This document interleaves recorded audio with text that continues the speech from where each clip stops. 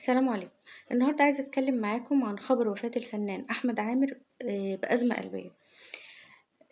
زمان كنا لما بنسمع عن أزمة قلبية كنا بنقول أكيد الشخص ده كبير في السن، دلوقتي بقالنا فترة كبيرة بنسمع عن أزمات قلبية للشباب. ده مش بس حاجة تخلينا نزعل، حاجة تخلينا نفكر ايه اللي بيخلي ده يحصل.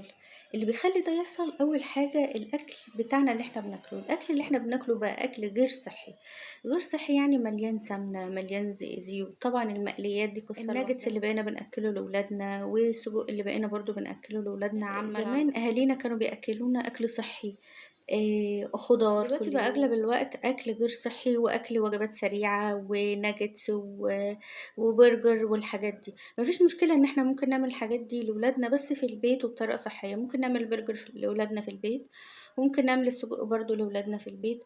خلينا نحاول ناكلهم اكل صحي ونبعدهم عن الزيوت وعن الدهون والمقليات. طبعا كلنا بنحبها وكمان الاطفال بيحبوها.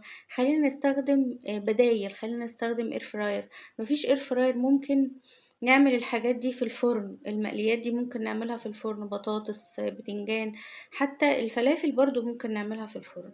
أزمات قلبية ويسبب مشاكل في القلب على المدى القريب وكمان على المدى البعيد. التدخين، المنشطات والضغط اللي احنا بنعيشه والاسترس اللي احنا على طول دايما عايشين، والإرهاق وقلة النوم. ده طبعا غير ان في ناس كتير عندها مشاكل صحية وهي مش عارفة. وكمان في ناس تانية عندها تاريخ عائلي لأهلها، مثلا كان عندهم مشاكل وهم ما تابعوش، او عندهم يعني تاريخ عائلي للمشكلة دي في اهاليهم وهم ما يعرفوش ان الموضوع ده وراثي. فاحنا لازم ناخد بالنا من صحتنا ولازم نهتم بنفسنا وناخد بالنا كمان من صحة اولادنا، بالذات لو في حد عنده تاريخ عائلي او تاريخ وراثي للمشكلة دي بالذات، لانها كمان مع الاسف وراثية.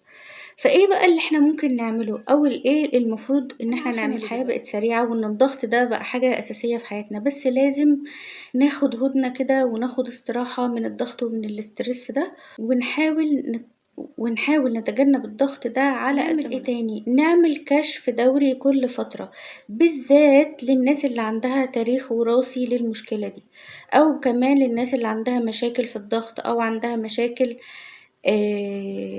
وراثية أو عندها أي مشاكل. لازم كل فترة نعمل كشف دوري ونطمن على نفسنا وكمان نقيس الضغط.